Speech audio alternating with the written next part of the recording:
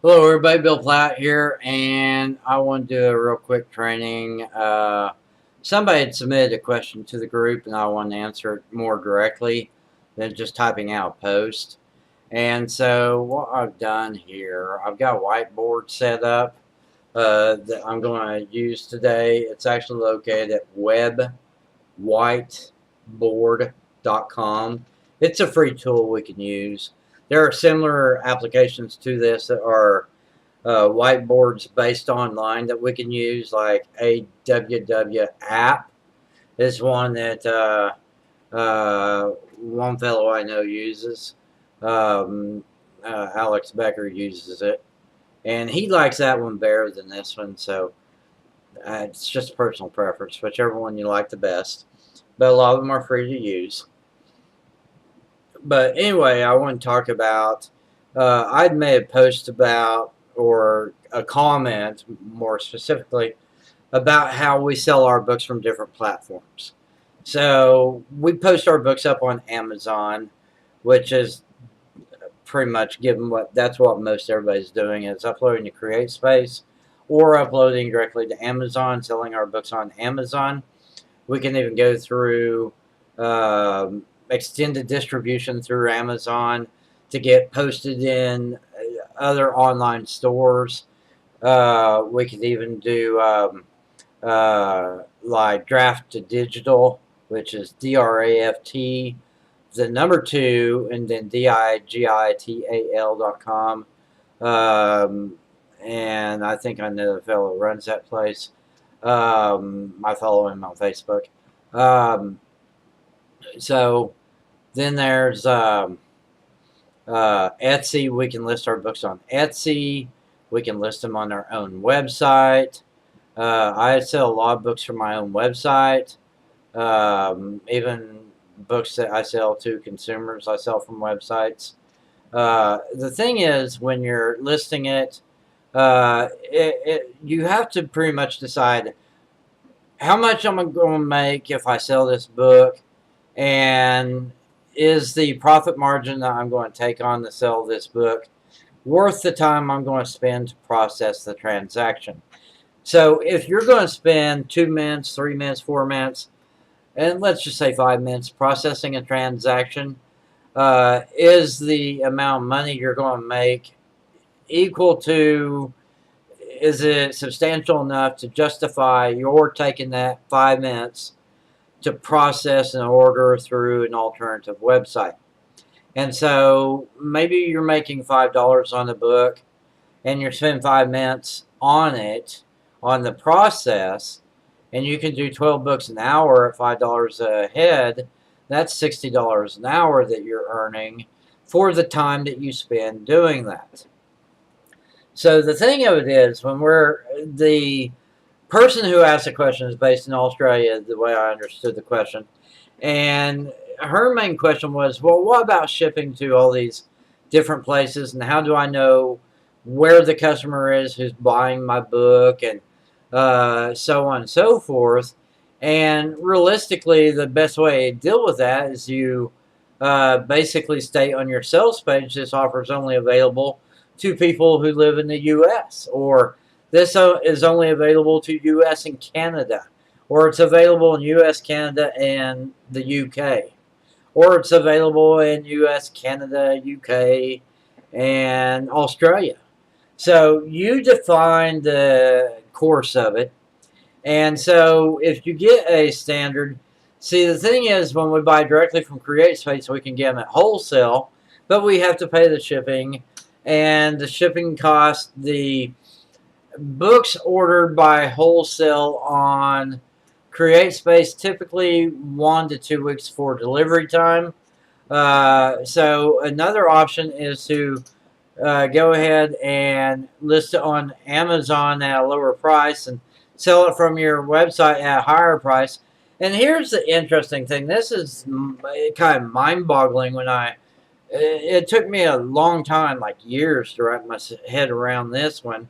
But everybody I talk to who run like e-com businesses stand by this. And even with Amazon, So the deal is I'm talking about is a buddy of mine. He sells products from his website, and he does $3.99 shipping because that's standard shipping in the United States. And then he goes, and the way he goes through the process, the very first step is going out to find a product he wants to sell, and then finding a supplier to provide that product. And then he gets on the phone with the supplier and says, "Can I source these from you individually? Can I pay you for an individual one and you ship it directly to my customer?" And if they say yes, then he lists it on his website, and he knows it's $4 shipping, and he knows this is the criteria on the product, and then he sells it from his own website, and he also sells from Amazon. Now, here's the funny thing about the Amazon deal. So he's got one product, and I can't tell you what the product is. I can only tell you in generalities about that particular product. And so with that particular product, his wholesale cost on the product is $8.50, and then he's got $4 shipping in the United States. And if it's going to the UK, it's like $6 shipping. So what he does, he will sell the product on his own website for like $19.95 with $4 shipping. And when somebody does a transaction, they're agreeing to the shipping costs, and they're agreeing to the $19.95, and then they pay him the $23.95 is the way it comes out, $23.94, somewhere in that range. They send that money through directly, and it goes directly into an account that has a debit card attached to it. And then as soon as he takes that order, the person who made the purchase, when they filled out their order form, they also filled in the address for the delivery of that product. So as soon as he gets the order, he sees the cash in the account, he sees the shipping address in hand, then he gets on the phone and he calls the manufacturer of that product, says, "Okay, I need you to ship this product to the following address. I'm going to fax you or email you the actual physical address where it needs to be delivered." And 9 times out of 10, he just sends the email because he's been doing business. Lightning storm outside scared the crap out of me. Sorry. He's been doing business with these guys for years. So he just sends out email to them with the shipping address. And then he gets on the phone and he calls them and says, "Okay, I just sent you a purchase order with the shipping address connected. Let me process the transaction over the phone. You have my credit card on file. Go ahead and process the order for that." So the money goes directly to the manufacturer, and then the manufacturer puts it in a box, addresses it, and ships it to the customer. And it arrives in a plain brown box.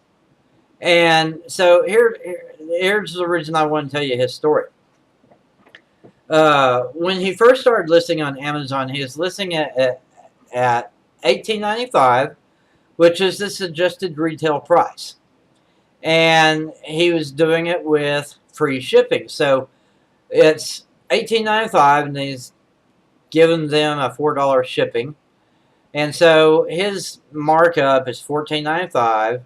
$14.95 is what he's actually making. So he's making $6 a unit when he sends it out, and when somebody makes a purchase. So in his case, he was doing about 2 or 3 a day at that margin, and then he had like 6 competitors also doing the same basic price point as what he was doing, because they're all sourcing it from the same manufacturer, okay? And he got a hair up his ass, and he wondered, could I sell this on Amazon at a higher price? And so he took a chance on it, you know? And he understood something that we all need to understand. He understood that people make their decisions based on more than the cost of the product. The cost of the product is one consideration. The cost of shipping is an additional consideration. The perceived value of the product is another consideration. So if I buy a keychain from China for 45 cents or a keychain from the United States for $3, if I say made in the USA on the sales page, people will be willing to pay me more for that keychain because the perceived value of American made is higher than that of China made. Because we all know that China deals in cheap, inexpensive trinkets that quickly break and fall apart. However, the American manufacturer may use better quality materials, and even though we might be paying $4 more for the American version of the same product, instead of lasting 3 weeks, it might last me 3 years. Okay?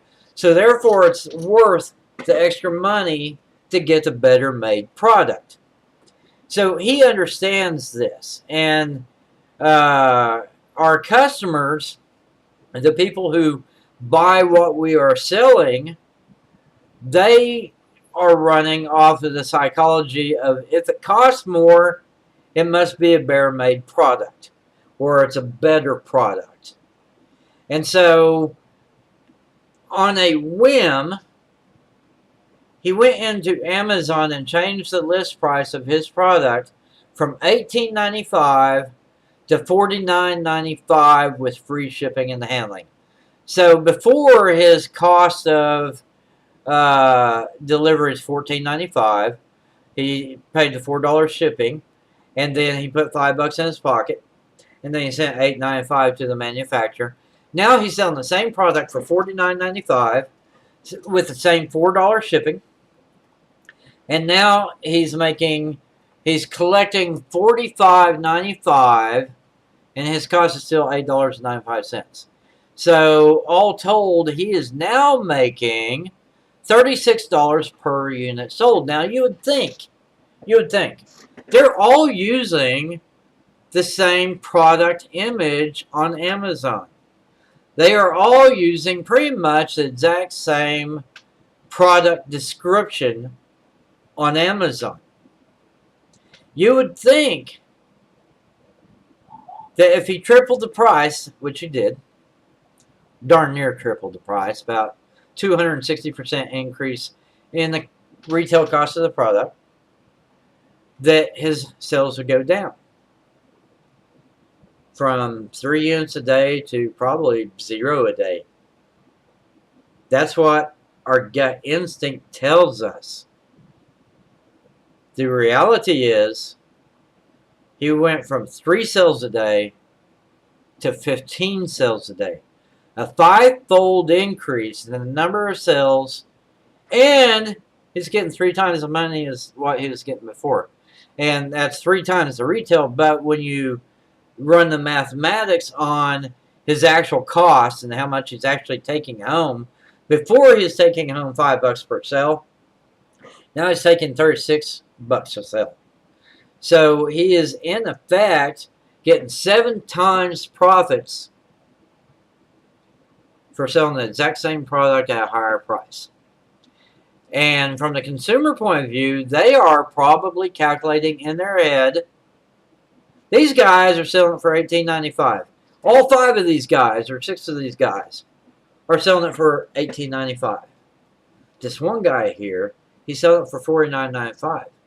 Now, customer thinking again, if he's selling it for $49.95, he must have a better quality version of this particular product. These other guys are probably sourcing from China. This guy's sourcing from the United States. Okay? So that mental calculation is always going on in the customer's head, and people are willing to spend more if they think they're getting better value for their money. And that's his secret to success. Okay? He's making 7 times the money on 3 times the price product. It's shipped out in a plain brown wrapper, basically. Plain brown box. Everybody's sourcing it from the same person. And it is an American company. They're based in Louisiana. And they ship it directly to the customer in a plain brown box. And nobody has any idea where it comes from. Now, here's the tricky thing. And it's not really tricky. It's another mind leap here. I know people. See, here's the thing. Consumers are funny people. They like buying from the same shops over and over and over. So the people who buy at Walmart typically only buy from Walmart. The people who typically buy from Target typically only buy from Target. The people who like to buy at Kmart typically only buy from Kmart. And historical lesson here, until like 1995, I only bought from Kmart. We had a Walmart. I refused to shop there. I only bought at Kmart. And then my Kmart went under. Well, and honestly, I gave up on them before they went under because I'd go in there and their shelves are empty. And it drove me nuts. If you want to compete, compete. If you don't want to compete, go out of business. So every time I went into that Kmart, they didn't have anything in stock.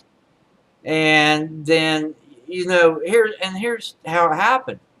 I went in there to buy something they didn't have in stock. So I still need the product. So I went over to Walmart to get it. And then the next time I went out to shop, I went to Kmart. Guess what? They didn't have it in stock. So I got what I could at Kmart. Then I had to go to Walmart to get the rest of it. And after doing that 5 or 6 times, I stopped shopping at Kmart because they never had what I wanted in stock. And I always had to go to Walmart anyway. So why don't I save the trip and just go to Walmart the first time? So that's how I became a Walmart customer. So people who typically buy at one particular shop typically only buy at that shop. So when you go online, people who buy from Walmart.com typically only buy from Walmart.com.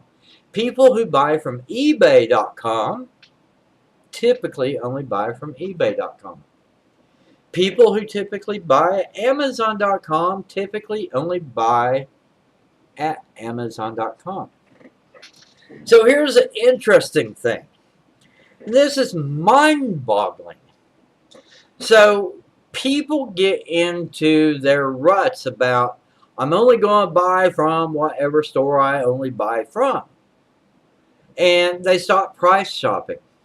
It's no longer, once somebody gets set in that rut where they only buy from one type of store or another, the price no longer matters. And here's the funny thing. They may have started shopping at eBay because they felt they were getting a better price at eBay. But once it became a habit to buy at eBay, they stopped shopping prices. So this is the mind-boggling part of it. So back in the 5, 6, 7 years ago, I went through some training. These guys, I actually know the guy who put out the training. So he was going to Walmart. He'd take his cell phone with him. And he had the Amazon app on his cell phone. And he'd walk into Walmart, see something that was on discount or on clearance. And he'd scan it with his cell phone. Scan the UPC bar or whatever that thing's called. And he would see how much that product is selling for on Amazon. And then, if there was a substantial difference in price, he would judge based on his profit margin there, how much of a difference there was. If there's like $5 difference between Amazon and Walmart, he may not make the purchase. But if there's like a $15 or $20 price difference between the Amazon and the Walmart, he would buy it from Walmart and he'd clean out everything that they had in stock, and then he'd ship it to Amazon and sell it through fulfilled by Amazon, and they take care of all the shipping and everything, and they take their fees off the top of it. And he bought it at Walmart for $20 less, and then once fees were done and everything, he probably made $14 a unit. Okay, but he'd bought 10 of them and made $14 a unit, so he made 140 bucks, right? I know another guy. It goes back some years now, back to the early 2000s. He used to go, his wife was a manager at Kmart. And when the Kmart truck would come in, she would call him. And he had friends who worked at Walmart, and when their truck came in, they would also call him. So the truck would come in at 2 o'clock on Wednesday afternoon. He'd go down to the store and buy every single PlayStation they had in stock. Then on Thursday, the Walmart truck would come in, and he'd get the phone call, and he'd go down there and buy every PlayStation they had in stock. And he had one bedroom of his house he just filled up with PlayStations. And he bought them at cost. He was paying about $300-400 a unit. I don't remember what the actual number was, because I've never bought one. I think they're about $400. He's going down there and dropping for $1,200 in a shot, $1,200 to $2,400 in a shot, and putting those things in his bedroom. And then he would do this every single week. And then when Christmas rolled around, when the Christmas shopping season came, he'd been buying about 12 units a month from each store, so 24 units a month times 12 months. So he had about 288 PlayStations in his house. And as soon as Black Friday was done, he would go onto eBay and he would list his PlayStations for 3 times the going cost. So the going cost is $400. He's listing his PlayStations on eBay for $1,200. Now you might be asking yourself, who in their right mind would spend $1,200 to buy a PlayStation system? I'll tell you exactly who would spend $1,200 on a PlayStation system. Somebody who promised their children that they would get them a PlayStation for Christmas, and then when they went to the store, they couldn't find any in stock. So the question is, you're on eBay, and this guy's got a PlayStation, and he can ship it to you, and he's got thousands of positive reviews on eBay, and he says it's got 270 PlayStations in stock. That's $1,200. And you've been to every store looking. You've probably even gone to the stores in the next town over. Nobody's got a PlayStation in stock. And your kids are wanting a PlayStation for Christmas. And you promised your kids. Your kids are counting on you to deliver what you promised to deliver them. So you go on to eBay, and this clown, and he was a clown, by the way, this clown has a PlayStation for $1,200. He's got a good reputation on eBay, and he's got it in stock, and he can get to your house in 3 days. What do you do? Do you disappoint your children, or do you suck it up and spend $1,200 on a PlayStation? Right? he would blow out his entire stock in 30 days.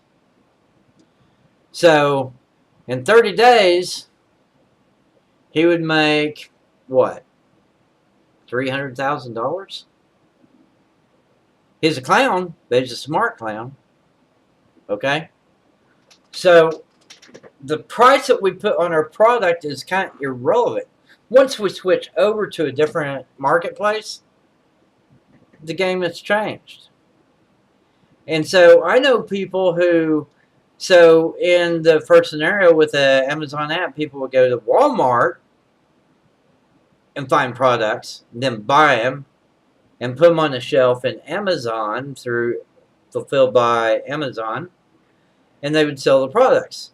Now here's the tricky thing. Well, it's not really tricky, it's funny though. It's enlightening for people like me, because I'm a nerd, a marketing nerd. People go and list products on eBay that they don't even have in stock. They don't even have them in possession. But they do know that Amazon has that product over here for 12 bucks. And they're listing them over on Amazon for 25 bucks. Because they know the people who buy on eBay only buy from eBay. They don't price shop anymore. They used to price shop, but they don't price shop anymore. I even found this with books. A friend of mine published a coloring book about 3 or 4 years ago. Let's see, it was back in 2015, so 3 years ago. She published a coloring book. Now I was scooting through eBay one day and saw her coloring books come up. And I was shocked, because the coloring book was listed for 18 bucks on eBay. And I was thinking, the last time I saw her products listed, they weren't 18 bucks. So I went back to Amazon to check. And sure enough, she's selling it for $9.95 on Amazon. And some clown is selling it for $18.95 on eBay. So clown sells it for $18.95 to somebody who's no longer price shopping. They collect $18.95 plus $4 shipping. Then they go over to Amazon. They make the purchase and ship it directly to the customer. Now, you might be thinking to yourself, and you would be wrong if you did. You might be thinking to yourself that if I received a box in the mail from Amazon, a product I purchased on eBay, I might go to Amazon and see how much they paid for it. But then again, I might not, because I don't care how much they paid for it. When they listed it on eBay, I thought I was getting a good price. I was getting good value for the money I spent. So it really doesn't matter how much I paid for it at Amazon, because I wouldn't shop at Amazon anyway, right? So that's where the thinking comes in. That's where the strategy comes in. So you've got your book listed over on Amazon for $6.95, or you got it listed for $9.95. And you're asking me, well, how do I know what the profit margin is? How do I know I'm going to make money? Well, what you got to figure out first and foremost is how much you want to make per sale of your book. Do you want to make an extra $5? Now here's the thing, you could go in, and this is what I like about it. You know, you could go in, you got a book that wholesales for $2.15 on CreateSpace, and you can get $8 shipping or whatever, or $4 shipping on CreateSpace, but it'll take 10 days to get there, right? Now I can take that same product and list it at bare bones, no profit on Amazon. Now I can list it for, say, $4.75 or whatever. I can even go in there and list it for $6.95, okay? So at $6.95, I'm pulling that number up because I use that on several books. if I take a book that wholesales for $2.15 and I sell it for $6.95 on Amazon, then my royalty is $2.10 a book. Okay? So I list it at $6.95 on Amazon.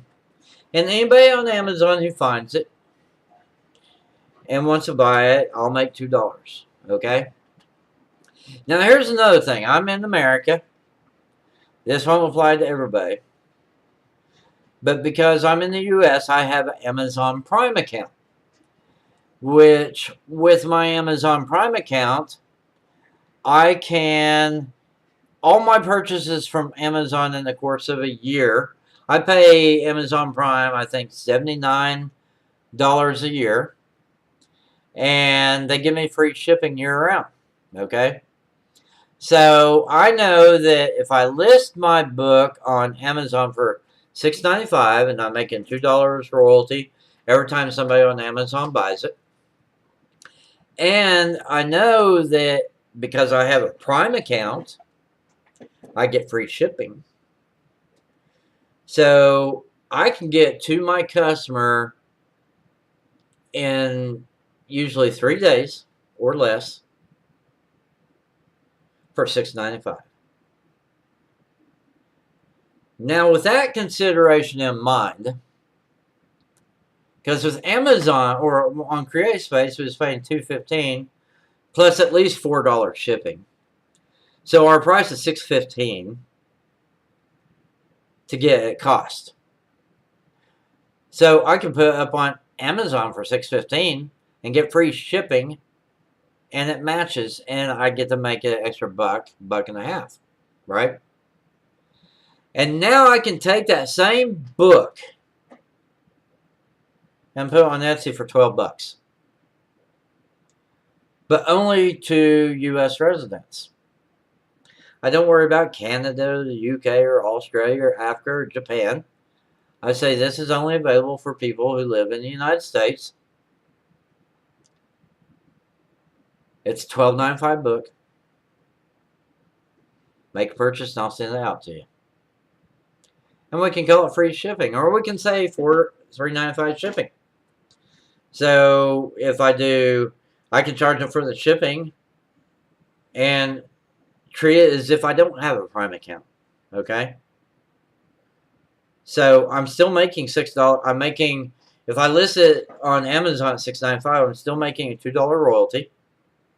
So I'm getting it shipped for roughly $4.95, printed and shipped for $4.95.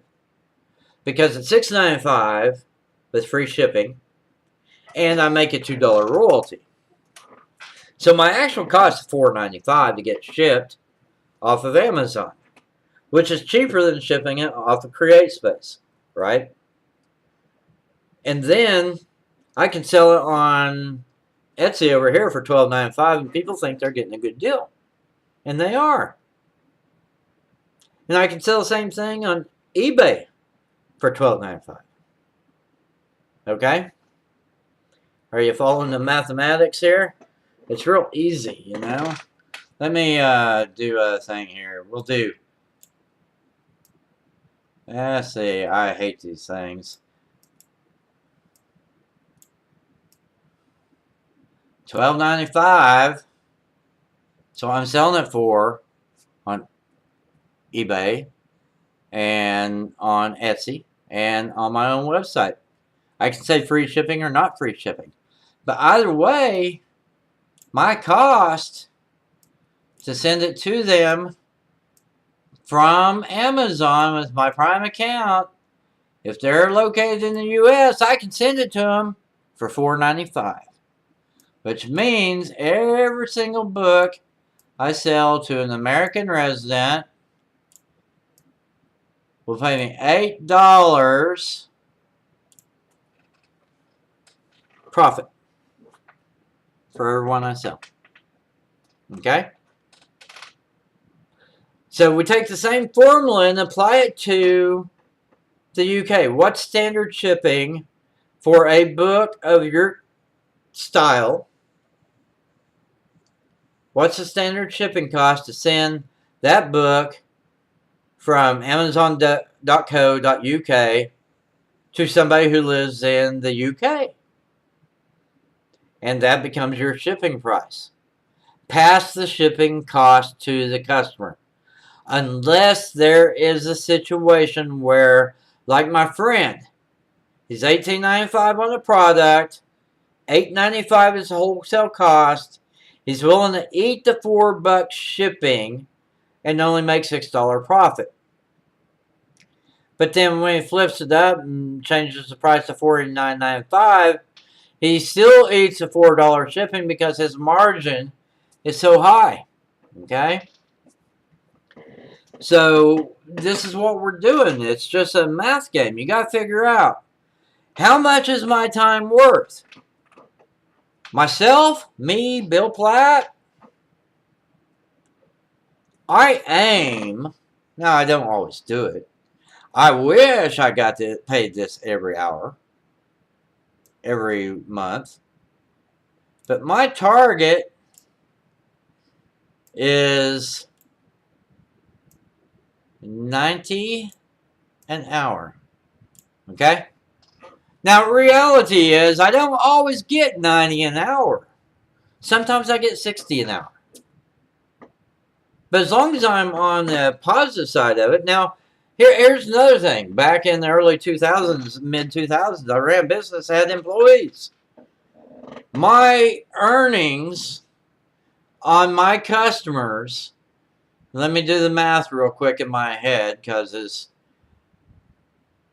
my average earning was $26 per customer. Each transaction, I could do 3 of them in an hour. So my global take was $78 an hour. And I paid my staff well. I paid my lady who took care of all that work for me $15 an hour. Double the minimum wage. So I paid her $15 an hour. And I gave her bonuses every 90 days. So all told, once you figure in the bonus, I was probably paying $17 an hour. So in that case, even though I was paying her $17 an hour, I was still making $61 an hour for doing nothing other than providing, going out and doing the sales and giving somebody a job. Okay? So everything we're doing here is just simple math. We got to figure out what we're willing to work for and how much we're willing to work for. So my lady who's getting $17 an hour, the job she had before she came to work for me was paying her $9 an hour. And she's a younger girl. She's 21 when I hired her. To that point in time, the most she had ever made was $9 an hour. And I was paying it to her. So she walks in off the street and asks for a job and went through the interview process.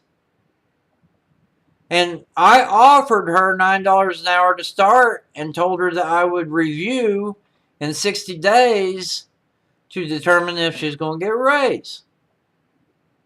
And she is happy with that. And 60 days later, I raised her up to $10. And 60 days after that, I raised her up to $11. Right? She worked for me for 2 years.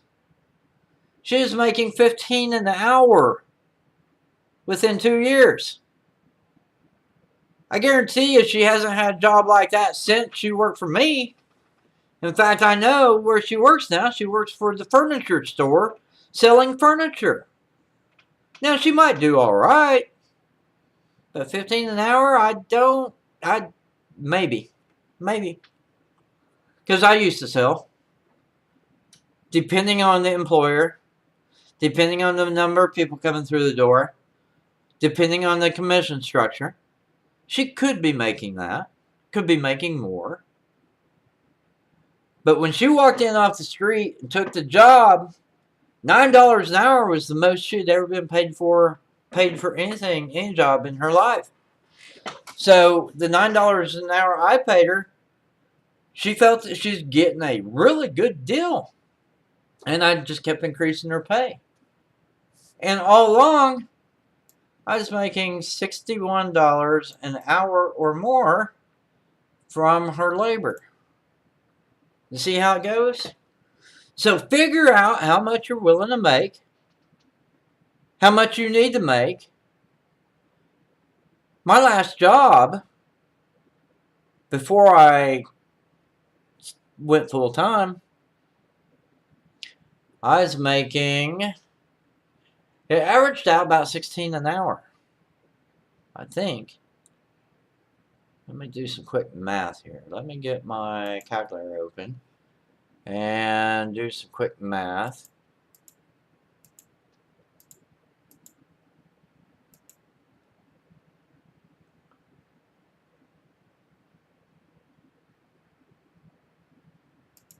Yeah, 15 an hour is what worked out. That's where I got started. I was doing 15 an hour, and I stayed with that job for several years after I started my business, but eventually I realized I was losing money by going to work. I would make more money if I stayed home. So that's what I did. And I've stayed home ever since. That was in 2005. I decided to leave in 2004. I left in 2005. But it's just a math equation. Everything we do is a math equation. Now, if you were making $15 an hour, if you are making $15 an hour on your job right now, and you know it only takes 5 minutes to process a transaction, how much do you need to make to match your current earnings? Well, let's do the math. 60 divided by 5 is 12. So you're at 15 an hour, and divide that by 12. It comes out $1.25. So you need to make $1.25 per book in order to exceed your current wages. So if you can make $5 per book, is it worth it? Even if you only made $3 a book, is it worth it? So you got the Amazon platform, you got the eBay platform, you got the Etsy platform, you got your own website. All you have to do is get in front of the right people with the right message, and they will buy what you're selling. Okay?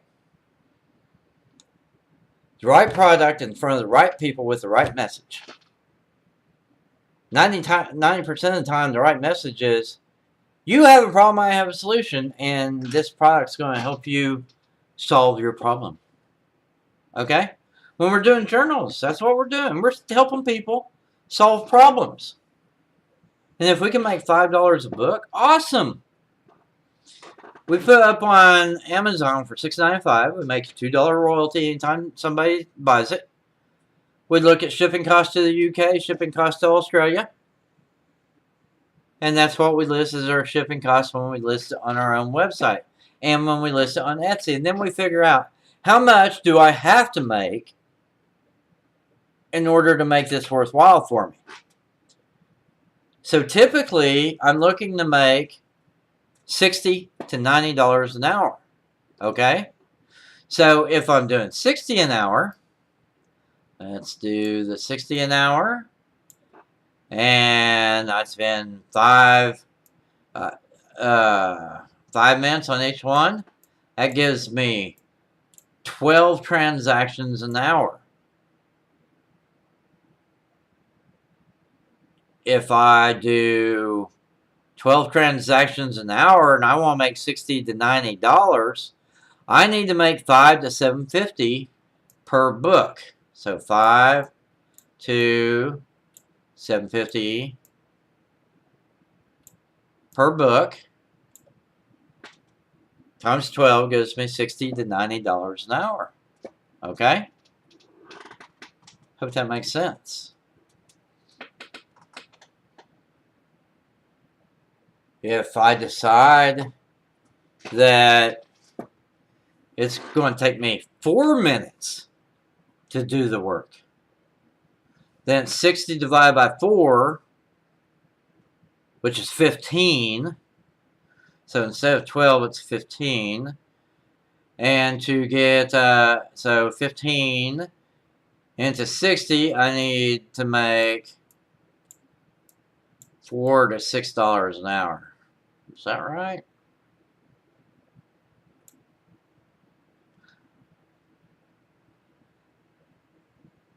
Yeah, that's right. So it took me less time to do the work, so I could do more transactions, which means that I need to make less per book to get where I need to go. Okay? It should be pretty straightforward. Everything we're working with here is a math problem. The problem is figuring out how much you need to earn or want to earn. So if you're paying yourself $60 to $90 an hour based on the books you sell, could you also hire your friend who's working for peanuts down the street to come work for you for $15 an hour? Or even $10 an hour? Hire your friend at $10 an hour. If she's still working at McDonald's, she needs you. You need to hire her. And then you can pay her $10 an hour, which is more than she's getting at McDonald's. If she's working at Walmart, entry level is $12 an hour. And it takes a long time to get up to $18 an hour. But if you can bring somebody in at $12 an hour and work them up to $18 an hour, think about it.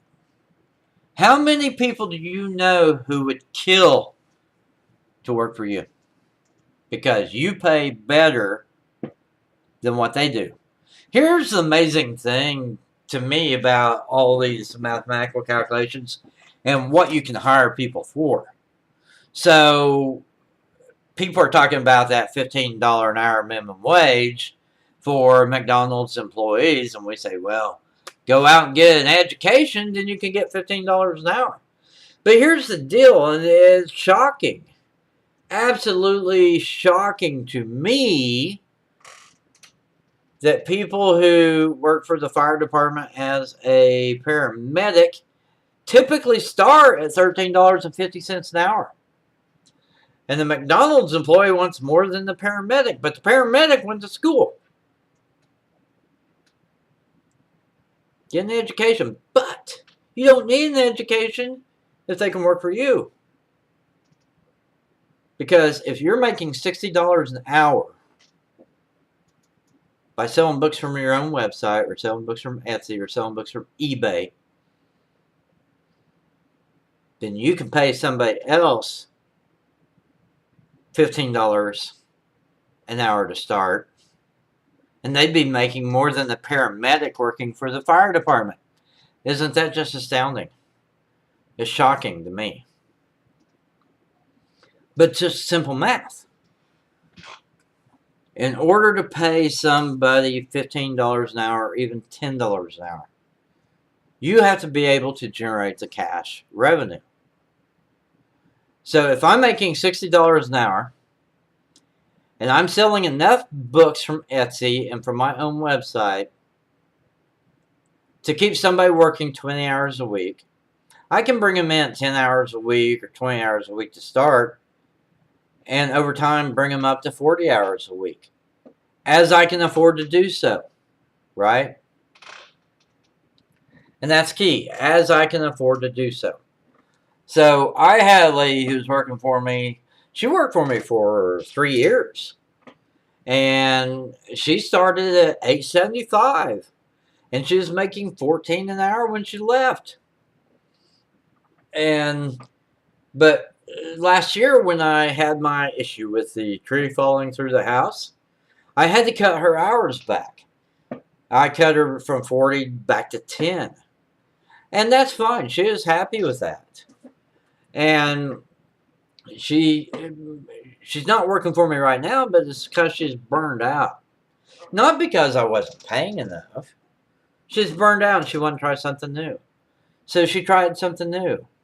And she told me I can contact her later, maybe after the first year, and maybe she'd be willing to come back to work for me. So it's everything we're talking about here is math. Simple math.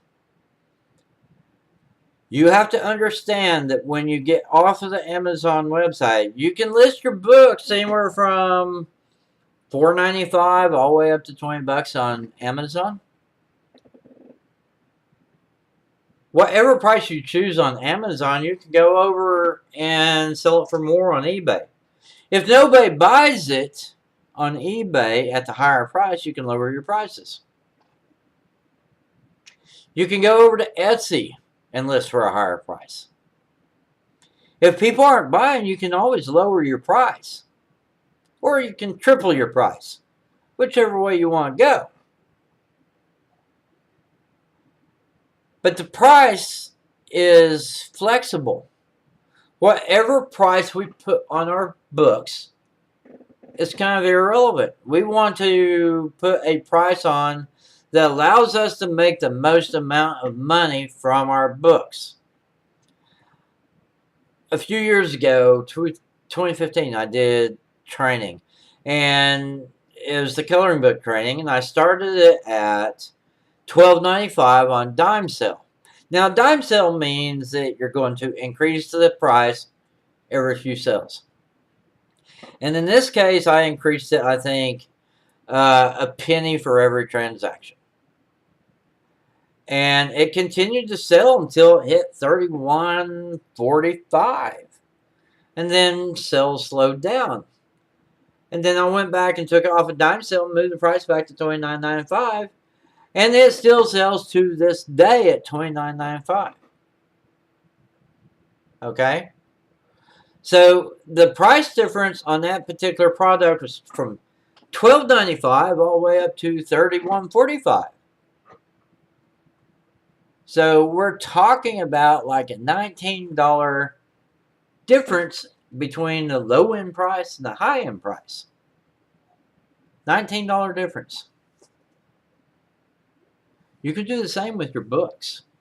You don't, if you sell on Amazon for $6.95, you do not have to sell it on eBay for $6.95. You do not have to sell it on Etsy for $6.95. You do not have to sell it on your website for $6.95. But you can sell it for $6.95 on Amazon, or $9.95, or $12.95, or $14.95, and you'll make your money. But then take those same books, source them from Amazon, source them from CreateSpace, and sell them on eBay, Etsy, your own website, or wherever else you get the inclination to do so. And put different prices on it. Put a higher price on it when you move it to a different market.